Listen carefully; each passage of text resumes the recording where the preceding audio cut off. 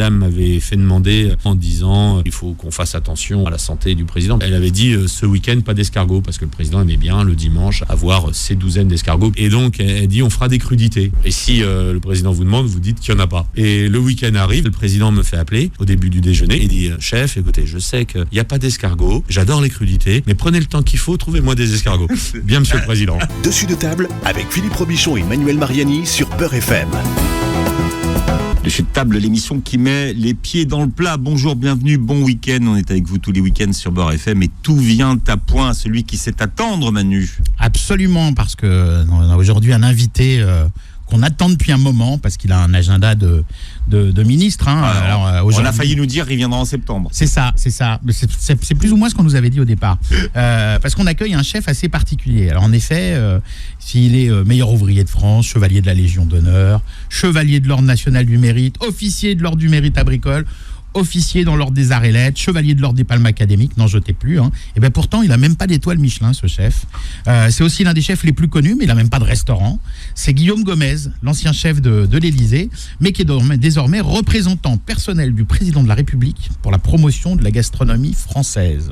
Bonjour Guillaume. Bonjour monsieur. Et merci d'être avec nous aujourd'hui dans Dessus de table. Merci de votre invitation. Vous attendez avec impatience. Et désolé pour le temps qu'il m'a fallu pour venir jusqu'à vous.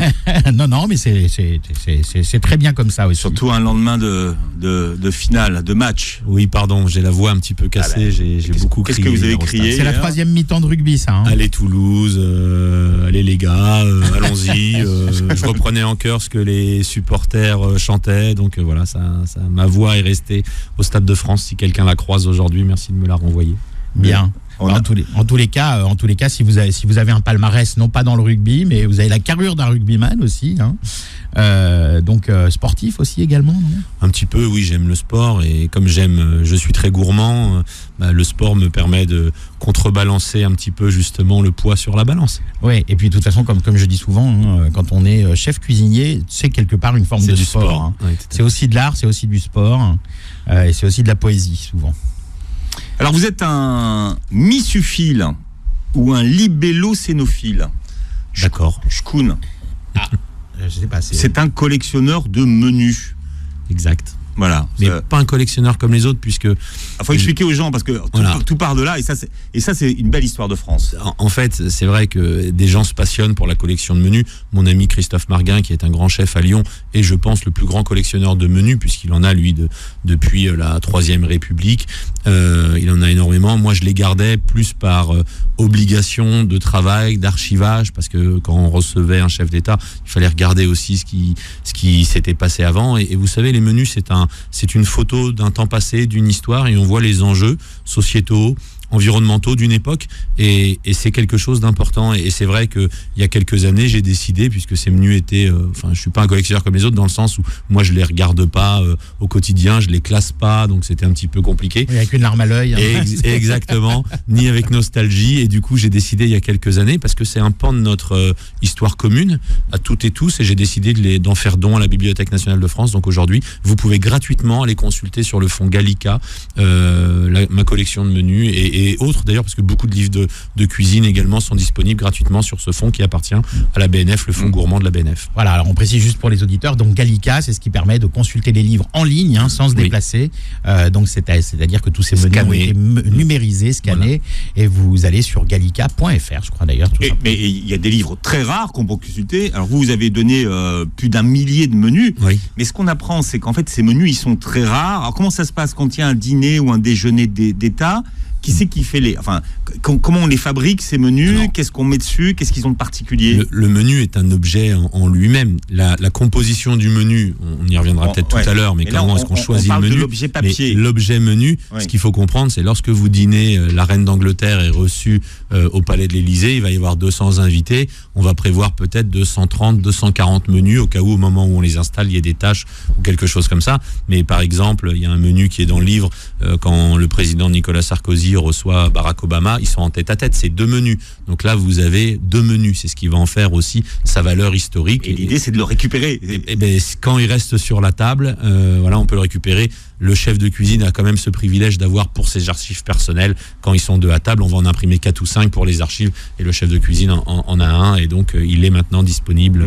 J'en ai fait don à la Bibliothèque nationale de France. Et il y a des couvertures particulières. Est-ce qu'on demande à des artistes, par exemple, de faire des œuvres particulières? Selon les époques, c'est aussi ce qui fait l'intérêt de ce livre à la table des présidents, c'est que vous pourrez voir différentes couvertures. Il y a eu des grands tableaux tombés dans le domaine public, bien sûr, qui font partie des œuvres de la collection de la France, et des menus beaucoup plus simples, des fois avec des couvertures juste avec le faisceau de licteurs, juste avec les armes de la République. Ouais, c'est tout l'intérêt du livre, parce que justement vous parlez effectivement à travers ces menus anciens de grands événements qui se sont passés à l'Élysée, et pas que d'ailleurs, à l'Élysée ou ailleurs, mais en tous les cas dans le sillage des présidents de la République française, et puis aussi sur les présidents contemporains, puisque vous avez commencé tout jeune sous Jacques Chirac, donc en 97 si je ne m'abuse, puis vous avez gravi tous les échelons de la brigade jusqu'à en devenir chef de cuisine. Donc vous êtes chef depuis quel président? C'est depuis Sarkozy? Alors, en fait, moi je suis arrivé alors ça ne parlera pas aux plus jeunes de vos auditeurs, mais pour faire ce qu'on appelait le service national. Donc mon service militaire en 97 sous Jacques Chirac, et j'ai eu le privilège de servir ensuite les 3 présidents qui lui ont succédé. Vous n'étiez même pas majeur en plus, Si, j'étais tout juste majeur, j'avais 18 ans lorsque j'ai fait mon armée, et ensuite j'ai passé des concours jusqu'au titre de meilleur ouvrier de France. Le titre de meilleur ouvrier de France. Le plus jeune. Je suis le plus jeune. Vous êtes encore en titre, le plus jeune ou meilleur ouvrier de France en titre, de l'histoire. Dans la catégorie cuisine, 25 ans, c'est 25 ans, c'est ça. Ce qui est jeune. Voilà. Et en fait, ce titre me permet d'accéder donc à des responsabilités, et je passe en fait chef de cuisine en sous-chef en 2004, chef de cuisine en 2005. La temporalité fait que le chef de l'époque, qui était meilleur ouvrier de France, Joël Normand, part en retraite. Bernard Vaution, qui était le numéro 2, passe numéro 1. J'étais numéro 3, je passe numéro 2, mais je suis chef de cuisine déjà à ce moment-là. Et je passe ensuite numéro 1 lorsque Bernard prend sa retraite en 2013. Oui, Bernard qui est du coup chef des cuisines, et vous plutôt chef exécutif. Voilà, moi j'étais chef exécutif, et Bernard part en retraite en 2013, c'est ça, oui, 2013. Et donc je passe chef des cuisines en 2013. Ouais. Alors, donc ça, c'est intéressant aussi, parce que vous parlez de votre prédécesseur qui était meilleur ouvrier de France, et il y a pratiquement toujours eu des meilleurs ouvriers de France à la tête des cuisines de l'Élysée. Est-ce que c'est une obligation? Est-ce qu'il faut être meilleur ouvrier de France pour être chef de cuisine? Non, pas du tout. Joël Normand était meilleur ouvrier de France, Bernard Vaution ne l'était pas, je le suis. Non, c'est pas une obligation. Vous savez, ça fait partie, c'est un titre d'État, c'est un diplôme que l'on passe. Voilà, c'est l'excellence des métiers de l'artisanat. Il y a 196 métiers qui sont représentés dans les meilleurs ouvriers de France. Donc non, ce n'est pas une obligation. Alors, en revanche, ça peut être un avantage quand on est jeune militaire qui fait son service à l'Élysée, puis que finalement on reste dans les cuisines de l'Élysée. Est-ce que le fait d'être dans les cuisines de l'Élysée avec un chef meilleur ouvrier de France, ça aide à préparer le concours? Parce que c'est vrai que les épreuves du concours, je pense qu'à l'Élysée, on n'est pas trop mal en matière de cuisine classique, de dressage, etc. On est plutôt à bonne école. Ce qui est sûr, c'est que la préparation au concours reste une préparation, peu importe où vous êtes, le concours reste le concours. C'est un concours que vous passez anonymement, 50 jurys pour vous noter. Donc que vous soyez à l'Élysée ou non, ça ne change rien. Par contre, ce qui est sûr, c'est que dans la préparation, il y a de la place. Donc on peut s'écarter, le chef peut vous détacher pour préparer le concours. Voilà, c'est quand même en effet un endroit qui peut se prêter à faire des concours de cuisine, le meilleur ouvrier de France ou autre. Et c'est pour ça qu'avec la brigade, ensuite, on a fait énormément de concours, aussi bien national que des concours internationaux, parce que c'est vrai que la compétition doit quand même se préparer. Bon, qu'est-ce qui vous a rendu le plus fier? C'est la Légion d'honneur ou le meilleur ouvrier de France? Parce que c'est vrai que c'est dans des domaines très différents. Vous l'avez dit, j'ai eu le privilège, l'honneur de recevoir de nombreuses médailles de la République, de personnalités aussi étrangères, de communes, de villes. J'en suis très fier, j'en suis très honoré. Bien sûr, je les accepte et je les porte avec fierté, parce que ça représente une corporation, ça représente un travail accompli. Le travail de la médaille de meilleur ouvrier de France, c'est pas quelque chose que vous pouvez avoir parce qu'on le décide pour vous. C'est quelque chose qu'il faut ça s'acquiert à la force du poignet, comme on dit. À la force du poignet, avec des heures et des heures et des heures de travail et de sacrifice. Et c'est pas l'aboutissement d'une carrière, puisque c'est le commencement d'autre chose, mais vous changez, on va dire, de division.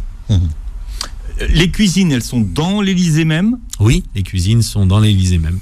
Vous vous souvenez quand vous êtes arrivé à l'Élysée, la première fois que vous avez aperçu le président Chirac ? Alors je m'en souviens très bien, puisque c'est quand même, imaginez, je suis jeune, j'ai 18 ans, 19 ans, j'arrive déjà, c'est impressionnant, vous rentrez au Palais de l'Élysée, un endroit que vous ne connaissez pas, parce que lorsque j'arrive au Palais de l'Élysée, il faut comprendre que c'est pas le Palais de l'Élysée d'aujourd'hui, avec la médiatisation qui va avec les réseaux sociaux. Oui, parce qu'avant, maintenant, la télévision, on va dedans, donc on sait à quoi ça ressemble. J'ai été énormément médiatisé, donc les gens connaissaient le chef de l'Élysée. Avant, quand moi j'arrive au Palais de l'Élysée, personne ne connaît le chef de l'Élysée. Personne ne connaît. Il y a eu un reportage ou deux de temps en temps.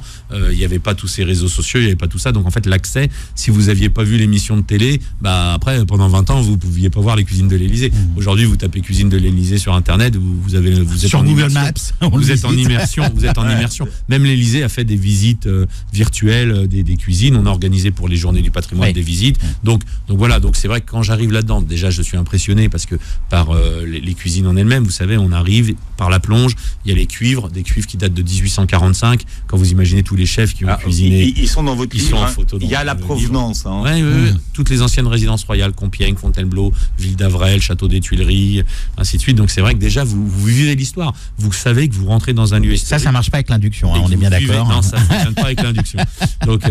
Donc il faut vous arrivez dans une cuisine qui est nickel, bien qu'ancienne, mais entretenue plusieurs fois par jour, bien tenue. Donc forcément nickel. Et là c'est déjà impressionnant. Et ensuite, lorsque la première fois que vous voyez le président, c'était pour j'ai commencé au mois de juin et au mois de décembre, il y avait ce qu'on appelait les vœux au personnel pour le début janvier. Et là, vous rencontrez le président Chirac, c'est forcément impressionnant. Mais il traînait pas en cuisine le soir ? Je sais pas. Non. Est-ce que c'est un rêve d'imaginer le président le soir tard à l'Élysée, ayant une petite faim, genre Chirac, et aller dans le réfrigérateur ou dans le garde-manger de l'Élysée pour aller voir ce qui se passe en cuisine? Non, ça reste dans le monde fictif. C'est un mythe. Ce qu'il faut comprendre, c'est que l'Élysée, c'est déjà plusieurs bâtiments, des bâtiments assez grands, et que nous sommes à la disposition du président, mais que le président ne peut pas descendre tout seul dans les couloirs. Donc le président ne va pas en cuisine, ne traîne pas dans les cuisines de l'Élysée. Oui, à 4h du matin en Charentaise. Il peut venir en cuisine, bien évidemment. Tous les présidents pour lesquels j'ai travaillé sont à un moment donné descendus en cuisine. Ouais. On les a tous vus en cuisine, mais pas à 2h du matin. Ouais. Bon, petite anecdote que vous nous avez confirmée en revanche avec Bernadette Chirac. Quand Jacques Chirac vous avait réclamé quelques escargots, elle était passée derrière pour dire faites plutôt des carottes râpées. Elle faisait attention à la ligne de son mari, Bernadette. C'est vrai que c'est une anecdote qui a souvent été racontée. C'est pour ça. Vous savez, nous on n'est pas là pour livrer les anecdotes. Non, c'est pour ça que je me permets d'en parler. Non, mais voilà, à partir du moment où elles sont connues, on peut en tout cas vous les redire et puis vous dire que oui, c'est vrai. En effet, Madame m'avait fait demander quelques jours avant en disant voilà, il faut qu'on fasse attention aussi, bien évidemment, à la santé du président, puisque notre premier rôle en nourrissant, quand vous êtes cuisinier, quand vous nourrissez les autres, c'est avant tout de prendre soin aussi d'eux. Elle avait dit ce week-end pas d'escargots, parce que le président aimait bien le dimanche avoir ses douzaines d'escargots, puisque ce n'était pas 12 escargots, c'était 2 douzaines d'escargots. Ouais. Et donc elle dit on fera des crudités. Bon, très bien madame, on fera des crudités.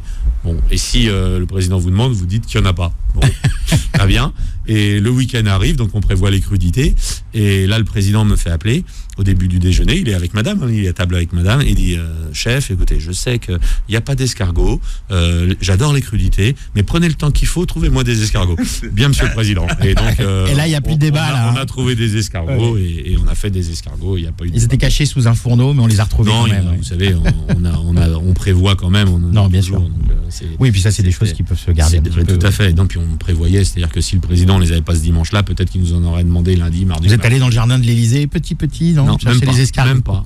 Non, on a une très belle maison installée dans l'est de la France, la maison Jacobillet, qui fait des très beaux escargots. Donc, voilà. Oui, alors vous citez un fournisseur. C'est vrai, quand on regarde votre compte Instagram, on voit qu'à l'Élysée, vous receviez énormément de produits de certains fournisseurs, qui ne sont pas forcément des fournisseurs de l'Élysée, et qui vous envoient ces produits. Pourquoi ? Parce que pour tester, pour éventuellement travailler avec vous. Oui, alors ça se passe pas comme ça, puisque vous savez, les fournisseurs du Palais de l'Élysée, enfin si vous le savez pas, je vous l'explique, c'est quelques quelque chose de très rigoureux, très strict, qui sont soumis au code des marchés publics. C'est pas nous qui choisissons les fournisseurs, c'est tout un processus qui fait qu'avec des appels d'offres, qu'on choisit les fournisseurs. Après, la cuisine de l'Élysée se doit d'être la vitrine de ce terroir français, et une fois de plus de celles et ceux qui font ces produits et cette gastronomie. Derrière un produit, il y a une femme, il y a un homme, il y a des gens qui se lèvent, il y a tout un travail. Et donc tous ces savoir-faire, il faut les mettre en avant. Et c'est vrai que moi, vous savez, si vous regardez mes comptes sur les réseaux sociaux, vous voyez quasiment rien de ma vie, parce que le but c'est pas ça, c'est pas de raconter ma vie, mais c'est de mettre en avant tous ces produits-là. Et à chaque fois que j'ai été sollicité, en effet, j'ai pu faire une publication, parce que si derrière ça met en avant tous ces savoir-faire, toutes ces régions, tous ces terroirs, c'est avec grand plaisir. Et je suis très content quand certains chefs ou même des particuliers ont pu découvrir grâce aux réseaux sociaux tel et tel produit. Et si ça peut servir nos entreprises françaises, nos agriculteurs, nos producteurs, j'en suis très fier. Oui, d'ailleurs, quand j'ai fait votre présentation en disant que vous étiez couvert de récompenses, mais pas d'étoiles Michelin, que vous étiez un des chefs les plus connus, mais pas de restaurant, j'aurais pu dire aussi que il a 174 000 abonnés Instagram, et pourtant il n'est pas influenceur. Et apparemment, c'est monté très vite avec votre notoriété, alors que pourtant, justement, les influenceurs montrent un petit peu leur vie de tous les jours, et c'est ça qui leur fait avoir des abonnés. Ouais. Vous, c'est exactement le contraire. Vous parlez des autres. Ouais, j'ai 250 000 sur Twitter et un peu, je sais pas combien sur Facebook. Oui, il y a beaucoup de gens qui me suivent. Tant mieux. Je vous avoue que je regarde pas ça tous les matins. Mais non, moi, tout ce que je fais, c'est bien évidemment bénévolement, gratuitement. Et je pense qu'on influence que les gens influençables, et moi c'est pas le but, c'est plutôt par souci de transmission et d'éducation, et de dire aux gens voilà ce qui se fait, et voilà ce qui est bon, j'ai testé tel produit, c'est bon. On parle de l'histoire de France à travers l'assiette, Manu, ce matin, et notre invité. Absolument, avec Guillaume Gomez, qui est ancien chef de l'Élysée, mais qui est toujours lié à l'Élysée, puisqu'il est représentant personnel du président de la République pour la promotion de la gastronomie française. Ça tient sur une carte de visite, ça? Oui, j'en ai pas encore fait, mais oui, ça doit tenir. Ouais, chef de l'Élysée, c'est plus simple. Oui, effectivement, et même on parle de diplomatie dans l'assiette, effectivement, puisque quand on reçoit des grands chefs d'État, quelque part, on vend le savoir-faire français au niveau de l'industrie, au niveau de la technologie, mais aussi la gastronomie. C'est important. Quelque part, vous devriez être attaché presque au Quai d'Orsay.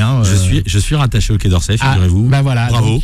Diplomatie dans l'assiette. C'est un rôle d'ambassadeur de la gastronomie, c'est un rôle d'ambassadeur thématique. Donc je suis rattaché aujourd'hui au Quai d'Orsay pour faire rayonner justement cette France à l'international notamment. D'accord. Alors donc beaucoup de chefs d'État viennent. C'est vrai qu'en préparant la question avec Philippe, on se posait la question, mais quand il y a des chefs d'État israéliens ou qui viennent de pays musulmans ou certains peut-être qui sont véganes, est-ce qu'on adapte le menu? C'est-à-dire est-ce qu'on fait parfois de la viande cachère, de la viande halal ou des menus véganes? Comment alors, ça se passe? Est-ce qu'on vous envoie avant? Est-ce qu'il y a un protocole? On vous envoie les infos avant? Oui, tout est, vous savez, tout est réglé quand vous avez un chef d'État étranger qui arrive en France. À partir du moment où il rentre dans l'espace aérien jusqu'au moment où il va en ressortir, toute sa visite est calée avec les services du protocole. De la même façon, quand le chef de l'État français se rend à l'étranger, le protocole français prend attache avec le pays. Donc nous, on va recevoir en cuisine, en ce qui nous concerne, dans la visite, nous, on va s'occuper de ce qui concerne la nourriture. Donc on va recevoir avec le protocole ce qu'on appelle les interdits alimentaires, qu'ils soient d'ordre religieux, allergène ou de goût, tout simplement. Si, je sais pas, tel chef d'État n'aime pas les artichauts, on va pas lui en faire. Ça, c'est pas Philippe, alors. Tout simplement. Et en fonction de ça, on va faire une proposition, en fonction de tous ces interdits, on va faire une proposition de menu. On peut également se renseigner vis-à-vis du cuisinier, du chef de l'État invité, si je le connais, notamment à travers le club de chefs des chefs. Et puis regarder aussi ce qu'on le club des chefs, qui est un club qui réunit les chefs de cuisine des chefs d'État. Donc vous êtes président, je crois. Non, c'est Christian Garcia, le chef de Monaco, qui en est le président. Mais par exemple, je reçois le chef d'État américain, je peux passer un petit coup de téléphone ou contacter Christetta Comerford, qui est la chef de la Maison Blanche. Ce qui va pas aimer, je le sais déjà, puisque je l'ai par le protocole, mais des fois, on peut savoir qu'est-ce qui va lui faire plaisir, de quoi il a envie, et c'est quoi les tendances du jour, et ainsi de suite, comme ça, pour toujours faire plaisir à la personne qui est reçue au Palais de l'Élysée. Oui, et donc, surtout si Bernadette a programmé des carottes râpées. Ça peut ne pas plaire. Hein. Oui, non, pour les visites officielles, pour les visites d'État, on essaye toujours de mettre, bien sûr, les petits plats dans les grands et de montrer l'ensemble du savoir-faire français, vous l'avez dit, à travers la table, bien sûr, mais pas juste l'assiette. Le nappage, la vaisselle, la déco, la décoration, la musique, l'ambiance musicale de la garde républicaine, le service en salle qui est bien sûr très important.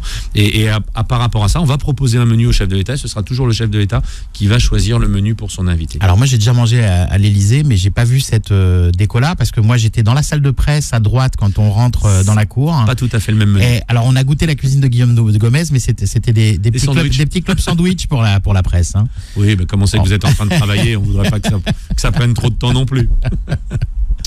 Alors ça c'est intéressant de voir le circuit. On a Karim des Jumeaux qui est avec nous sur ce plateau, la boucherie des Jumeaux qui fait de la viande d'exception et de la viande halal d'exception.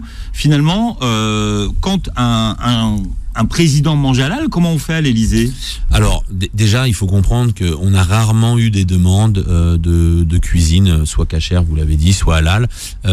Ça peut nous arriver d'en faire. On peut s'appuyer aussi pour des questions d'organisation sur un traiteur spécialisé lorsqu'il y a besoin, en fonction de toute cette traçabilité, de toute la réglementation, et pour rassurer aussi nos invités, pour montrer que l'on fait exactement ce que l'on nous demande. Mais j'en discutais justement hors antenne, et c'est important pour moi, et puis je pense pour d'autres chefs, ouais. Voilà, avec Karim, de voir qu'il y a des gens qui tendent vers la qualité et qui ont cette démarche de faire des produits de qualité. Et en effet, peut-être qu'aujourd'hui on ne le fait pas, mais dans quelques années, dans différents restaurants, dans différentes ambassades, dans différents ministères, on aura ces produits de qualité. Alors, il y a 60 menus dans votre livre que vous avez sélectionnés, des menus de l'histoire. Et les recettes. Et les recettes qui vont avec, ouais. Des dîners privés de présidents ou des dîners d'État. Par exemple, vous avez deux repas à l'Élysée avec le président algérien Bouteflika, à l'invitation de Jacques Chirac. Qu'est-ce qu'il mange, Bouteflika?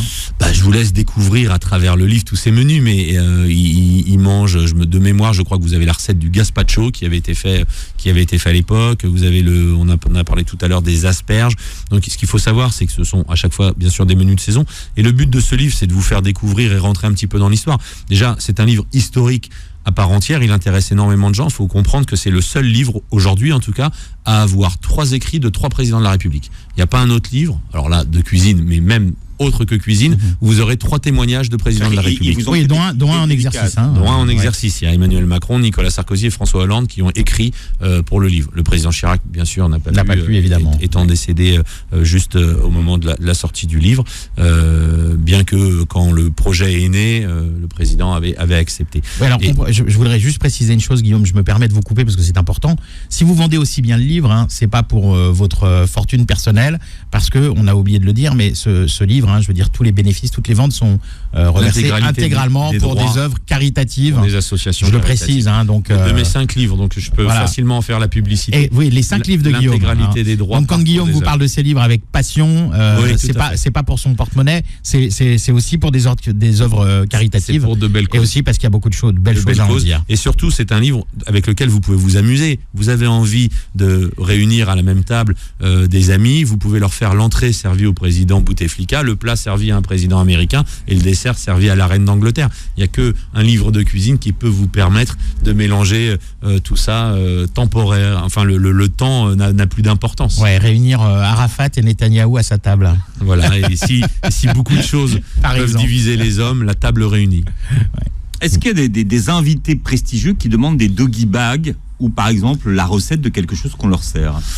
Alors, oui et non. C'est-à-dire qu'il y a eu des invités qui nous ont demandé des recettes. Alors, je tairai bien sûr les noms. Mais ça nous est arrivé en effet, d'avoir un contact, notamment avec les chefs, un petit peu plus tard, en disant, tu sais, le patron, la patronne, il a apprécié ci, il a apprécié ça, et on donne facilement nos recettes. Et vous savez, c'est un métier de transmission, et ça se fait, et ça se fait. Et il y a eu en effet des fois quelques chefs de l'État qui, ou en revenant, demandaient mais on mangera ci à leur chef. Vous savez, si le chef il nous prépare ci, il nous prépare ça, c'est arrivé. Ouais, alors vous avez le devoir de réserve évidemment par rapport aux invités de l'Élysée, mais bon par contre sur vos réseaux sociaux vous n'avez pas toujours de réserve. J'ai lu que vous aviez écrit un jour, ce qu'il y a de bien avec les réseaux sociaux, c'est que tu dis autant de conneries de mecs qui n'ont jamais pris une tarte dans la tronche et qui s'improvisent boxeurs. Oui, c'était pour un beau combat de boxe. C'est pas fini, parce que vous dites sûrement les mêmes qui n'ont jamais fait à bouffer et qui se pensent critiques gastronomiques. Alors je me suis pas senti visé parce que moi je cuisine super bien, mais vous avez quand même une certaine liberté de parole, de ton. Oui, parce que vous n'êtes pas considéré comme un diplomate et tout. Voilà, non, c'est ça aussi qui est intéressant. Oui. Maintenant, je un peu plus, peut-être un peu plus attention. Ouais. Attention, mais c'est vrai que non, c'était c'était Paquito à l'époque. C'était un beau combat de boxe qui se préparait. Et moi, je suis boxeur. J'ai fait 25 ans de boxe, dont tout près de vos studios pendant quelques années, et c'est vrai que c'est toujours un petit peu énervant de voir les gens qui critiquent les cuisiniers à longueur de temps, non pas les critiques gastronomiques dont c'est le métier, et la critique fait avancer quand elle est constructive et quand elle est faite, mais les gens qui vont manger au restaurant et se pensent critiques culinaires, ils se rendent pas compte le travail derrière pour une équipe, pour un restaurateur. Bien évidemment, on peut pas faire parfait tout le temps, et vous savez, quand vous êtes restaurateur, quand vous êtes chef de cuisine, quand vous avez une entreprise, quand vous faites 80 couverts, 100 couverts, 200 couverts par service tous les jours, et quand il y a une personne qui vient dire mais là c'était un peu ceci, un peu cela, un peu cela, bon voilà. Et c'est vrai que oui, j'avais peut-être passé un petit coup de gueule, ça m'arrive de temps en temps. Oui, on a parlé de votre engagement dans pour beaucoup de causes caritatives ou solidaires, et puis on en avait parlé effectivement pendant le confinement avec Stéphane Méjanès, le gros Barnum que vous aviez monté avec TikTok également pour donner à manger aux soignants. Mais alors vous avez aussi vous êtes assez impliqué pour les jeunes handicapés, et alors dans ce cadre-là, il y a un jeune chef qui s'appelle Pierre-Henri Masson, que vous connaissez bien. Alors qui est Pierre-Henri? Expliquez aux auditeurs. Pierre-Henri Masson, c'est un jeune cuisinier trisomique qui a remporté un concours de cuisine, et c'est très étonnant parce que il faut le comprendre. Je pourrais vous en parler pendant des heures, mais Pierre-Henri, il a changé la vie d'énormément de gens. C'est un jeune trisomique qui a remporté un concours de cuisine. Un concours de cuisine, c'est pas un concours de cuisine pour des trisomiques uniquement. Non, c'est un concours de cuisine. C'est un concours de cuisine. Il fait à manger. Il y a un jury qui ne voit pas, qui envoie. On goûte et il remporte le cuisine. C'est un concours international des équipes. D'ailleurs, c'est le Maroc qui a remporté la dernière édition il y a 2 ans. L'AMSAT de Rabat. C'est un concours international des équipes qui viennent du Maroc, du Luxembourg, de Belgique, d'un petit peu partout, de France bien sûr. Et Pierre-Henri a remporté ce concours.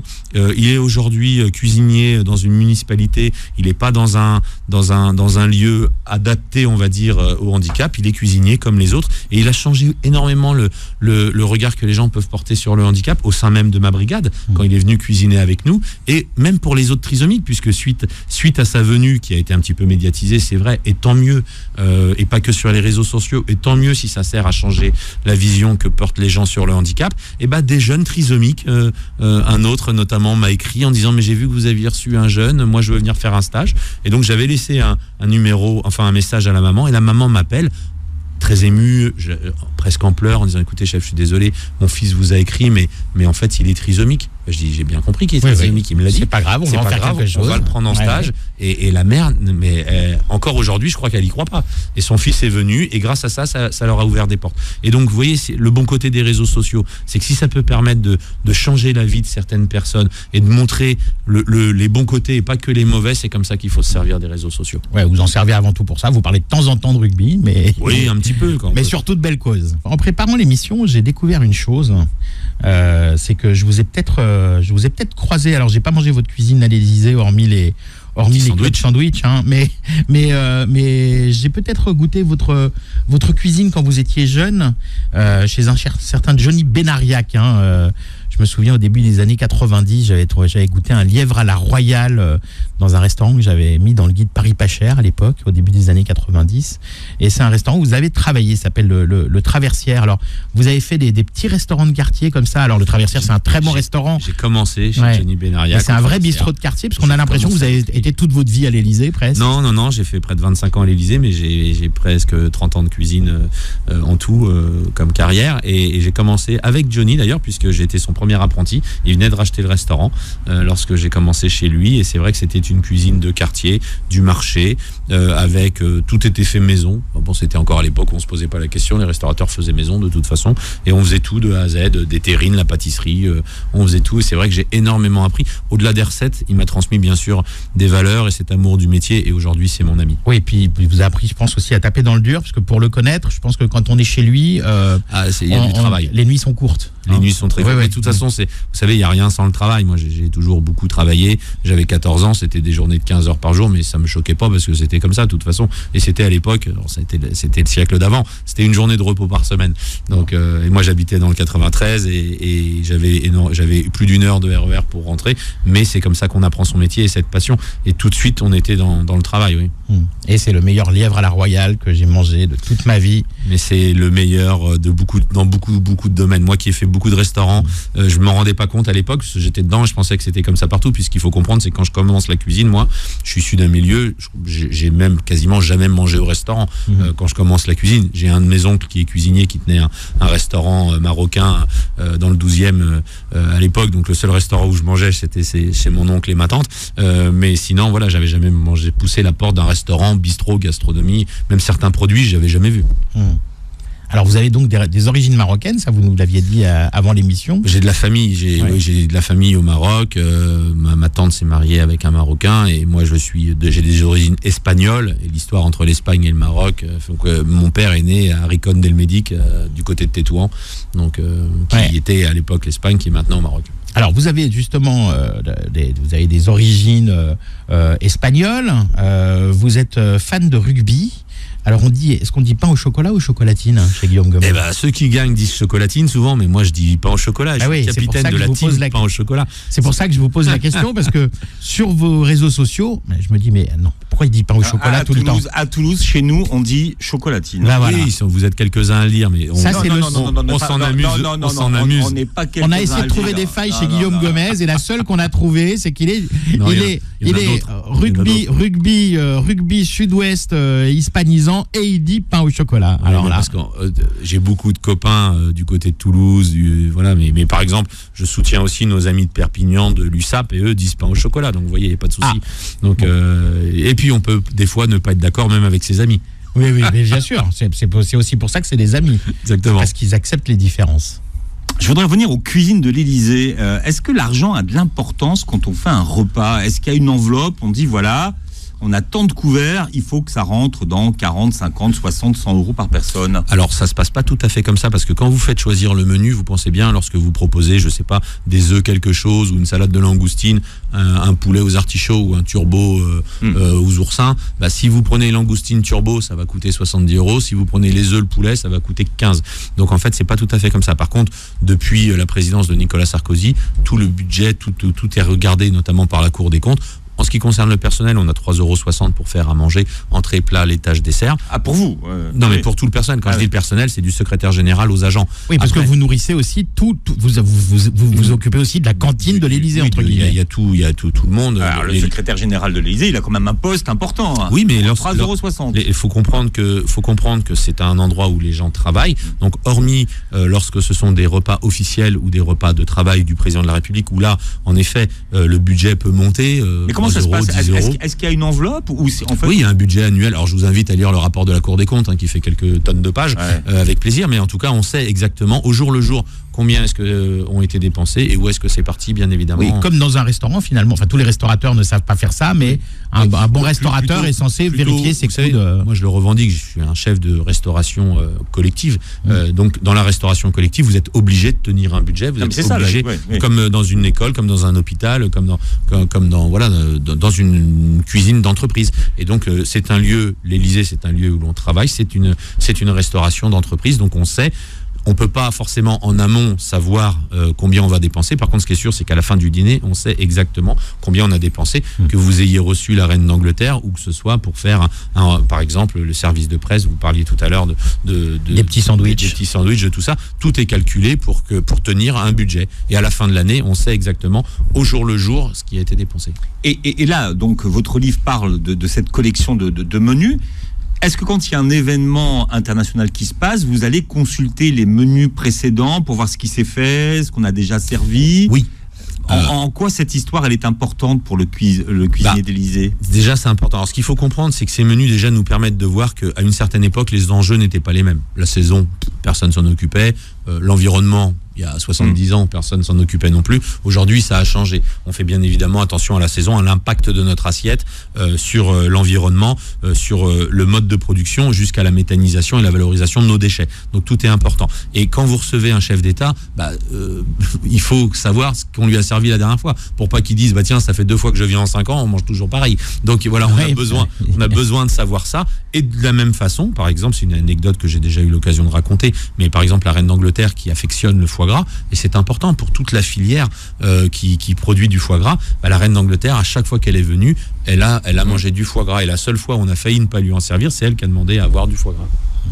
Enfin, du foie gras, mais du foie gras amélioré quand même. C'est toujours Non, le produit, il est bon intrinsèquement. Nous, on a juste à le sublimer, peut-être un petit peu, à le travailler, mais des bons produits. Vous savez, celles et ceux qui font cette gastronomie française, on parle beaucoup des chefs, et j'en suis très fier, et j'en suis très heureux. Mais c'est pas juste ces artisans des métiers de bouche, c'est avant tout nos producteurs et nos éleveurs. Oui, vous les mettez beaucoup en avant. Mais parce que sans eux, moi, je peux rien faire, à part parler. Mais si je dois faire à manger, j'ai besoin de tout ce travail en aval. Mais là, vous avez du recul sur 25 ans. Votre livre part en gros de la présidence, même c'est Coty d'ailleurs. Vous êtes juste avant De Gaulle, Coty. On est au milieu des années 50. Qu'est-ce qui a changé dans la façon dont la France reçoit aujourd'hui ses hôtes ? Beaucoup de choses ont changé, surtout sur les enjeux. Alors oui, on a décidé au départ, ça devait être que la 5e République, et on a décidé de mettre... un bout de 4e. Voilà, on a décidé de mettre ce repas avec le président Coty, parce qu'en fait, c'est la première visite de la reine d'Angleterre. Jeune chef d'État, c'est sa première visite en France. Donc je trouvais que c'était intéressant de mettre ce menu de la reine d'Angleterre, et surtout, vous voyez l'évolution des menus qui faisaient 10, 15 plats. Aujourd'hui, c'est entrée, plat, fromage, dessert. Sous Nicolas Sarkozy, c'était entrée, plat, dessert. Donc c'est important, ces menus vous permettent de voir justement l'histoire à travers la table. Et Talleyrand l'a dit, voilà, depuis cette diplomatie culinaire est importante. Et surtout, vous voyez ce qui a changé. Il y a 30 ans en arrière, on ne parlait jamais des producteurs, on ne parlait jamais de la zone de production. Jamais on aurait parlé du cresson de Moigny-sur-École, de la volaille de Milly-la-Forêt, de la poule noire d'Alsace. Voilà, on mettait volaille de Mideuil. Ça voulait tout et rien dire pour personne. Mais on ne mettait pas ces régions en avant et ces talents en avant. Et aujourd'hui, c'est ce qui a changé. Oui, c'était des noms pas très sexy. Boulard de Mideuil, c'est très bon, c'est avec de la truffe. C'était peut-être sexy pour l'époque. Aujourd'hui, ça parle plus aux gens. C'était pas très vendeur. Donc sans renier ce qui s'est passé, on évolue. Et bien évidemment, les enjeux, je vous l'ai dit tout à l'heure, sociaux, sociétaux, environnementaux, sont aujourd'hui au cœur des menus. C'est fini le homard thermidor et... Oui, ça n'a pas de sens. Je le pense. Oui, puis c'est une cuisine un peu datée, je pense que c'est-à-dire on peut continuer de faire du homard thermidor, mais en l'allégeant un peu, le faisant évoluer. On l'a allégé, c'est moins gras, c'est moins cuit, c'était pas quelque chose où on laissait sous 2 cm de gelée et ainsi de suite. Donc alors vous occupez aussi des repas personnels du président de la République, et donc il y a une petite anecdote. Alors là pareil, on dévoile rien puisque vous l'écrivez dans le livre. Il y a le menu très particulier que Emmanuel et Brigitte Macron se sont fait servir pour la Saint-Valentin. Apparemment ils ont mangé des pâtes. Alors je vous avoue, je vous en souvenez plus? Non, c'est dans le livre. Ah, c'était pas dans le livre. Alors peut-être que c'était dans le précédent. Mais par contre, Sarkozy a servi des pâtes à Berlusconi quand il est venu à l'Élysée. Des cannelloni. Au parmesan. Exactement. Alors ça, c'est quand même la France. Cannelloni. Alors en dehors des banquets, etc., la cuisine de tous les jours qui est servie au président. C'est du quotidien. Vous savez, à l'Élysée, on fait aussi bien du sandwich que du dîner de gala. Donc après, c'est du quotidien de tous les jours. Ça peut être des salades, du poulet rôti, des œufs, une omelette, une soupe. Tout se fait. En tout cas, j'ai appris dans votre livre que Chirac parlait russe. Oui. Voilà. Couramment. Mais couramment. Parce que tout le monde ne savait pas. Couramment. À Poutine. Tout à fait. Pour avoir des apartés, ça devait être sympa. Exactement. Ça. Allez, le livre de Guillaume Gomez. Oui, à la table des présidents. Alors, achetez-le et rachetez-le. C'est pour une œuvre caritative, comme tous les livres de Guillaume Gomez. C'est aux éditions du Cherche Midi. Ça s'appelle À la table des présidents. Voilà, vous réécoutez l'émission en podcast sur beurrefm.net et vous verrez la captation de cette émission sur la chaîne YouTube de Beurre FM. Merci d'avoir été avec nous et passez un bon week-end.